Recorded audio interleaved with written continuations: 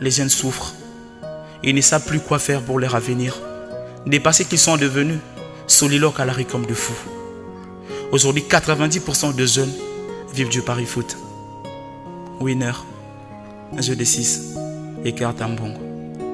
Mais malheureusement, ce n'est pas tous les jours qu'ils gagnent. Et cette jeunesse s'est fait même un slogan, Monsieur le Président. Bokanganabino Jamal, un mondial à pari-foot, Nde Tokobomana. Monsieur le Président, où est la responsabilité de l'État, monsieur? 90% des jeunes Congolais jouent et rêvent de gagner le DV Loterie. Les perdants ne désespèrent pas et continuent à jouer dans l'espoir de gagner un jour le visa du paradis qui est les États-Unis. Et les gagnants ont tous une seule prière. Merci mon Dieu de nous avoir fait sortir de l'enfer du Congo. Et nous rentrerons dans ces pays qui sont dans le cercueil. Triste réalité. Monsieur le Président, les jeunes préfèrent s'enfuir plutôt que de souffrir, par peur de nuire à la chance de leur vie. Malencontreusement, presque tous les ambassades nous refusent le visa, comme si c'était Congolais qui portaient gilets explosifs dans les centres commerciaux de leur pays. Monsieur le Président, beaucoup diront qu'on est mieux ce soir. Oui, on est mieux ce soir avec des guerres interminables et cette pauvreté atroce qui dépasse l'entendement humain.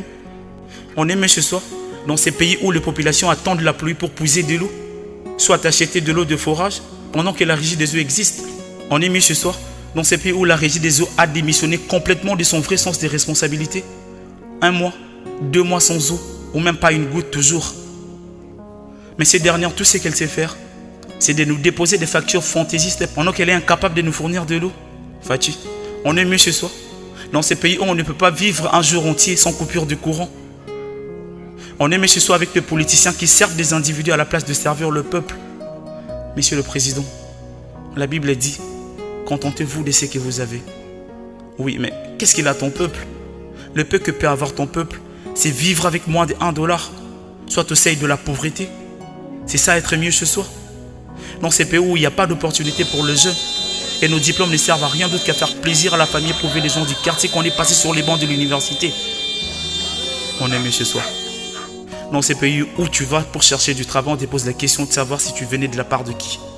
Monsieur le Président, on est mieux ce soir dans ces pays où le médecin vous dit Mbongo Liboso, traitement Nassima.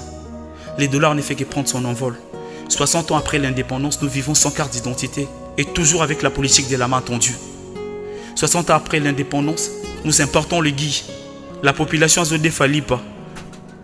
Namaeti. 60 ans après l'indépendance, manger à sa faim est un luxe. Tous ces éminents professeurs n'arrivent toujours pas à changer la situation du pays. Et ne savent comment nous profiter de ces immenses richesses. C'est ça être mieux ce soir? Non, Monsieur le Président. Voilà pourquoi les jeunes risquent leur vie en faisant la Méditerranée, avec un seul rêve dans la tête, l'Europe ou la mort. Monsieur le Président, saviez-vous ce qu'on appelle le dinghy? Le voilà, un bateau pneumatique qui nous donne une probabilité à 99% de la mort et 1% de survie. C'est avec ça que les jeunes Congolais traversent la Méditerranée. Si certains échappent à la mort en prenant ces risques, mais pour nombreux la Méditerranée reste leur tombe, Monsieur le Président.